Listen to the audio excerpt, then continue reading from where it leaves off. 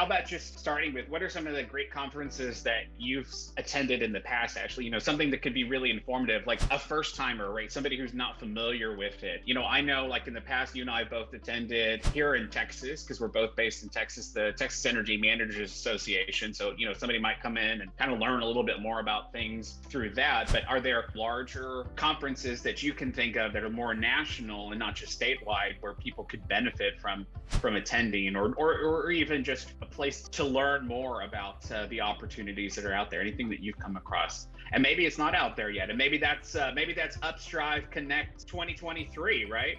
There are a ton of different organizations. So any of the certifying bodies that would give you a certification in green, they're going to have a conference that's associated with it. So Association of Energy Engineers, who I'm a part of, that's one that I've always gone to. The TEMA conference here in Texas. There might be other local organizations that you can plug into that have conferences. USGBC, the United States Green Building Council, they're the ones that do all the LEED certifications and LEED professional certifications. They have several conferences. I know they have one specific for education, so I went to that. So yeah, pretty much whatever it is that you want to get certified in, there's always a conference. I would always recommend reaching out to other professionals that are specific to your trade and ask them what they've gone to. Because there's also a lot of conferences that are just fluff trying to sell you stuff. So I would say don't necessarily, pay $500 to go to everything. That's great. We appreciate that. And then maybe over time, we can also add you in as a mentor into the Upstryve platform, Ashley. I think that a lot of people would learn a lot from you there, as well as a lot that they've learned today. So thank you again. We really appreciate you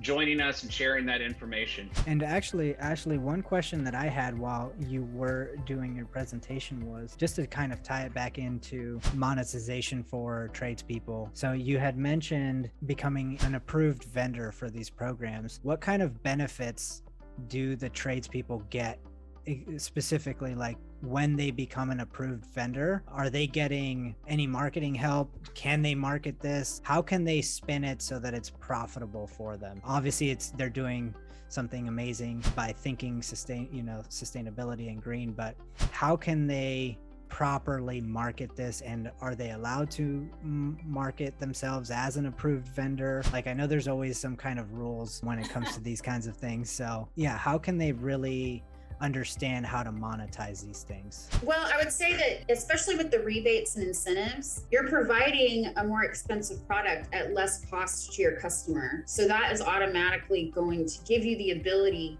to work within your margins. So, if it's a really, extensive program or whatever, if it's millions and millions of dollars and you have to hire somebody to administer it, you can say, well, we're going to charge an administrative fee out of this. On a smaller basis, I would say that you're just able to sell the higher ticket equipment, which is automatically just going to give you more return on your bottom line if you're selling something for 30% more that your customer didn't necessarily have to pay for. And I can't stress enough the value of networking. So most of the time, if there is an approved vendors list, you're going to be listed on that. So anytime anybody goes and looks at that city program, you're going to be listed on that list as someone who can provide that service. Cesar, back to the question that you had asked, it kind of reminded me once this thing that I saw kind of floating around on social media, which I really appreciated. It was a mechanic's office that was kind of debating with the customer the merits of the service fee. Basically, the customer kind of pushing back on that,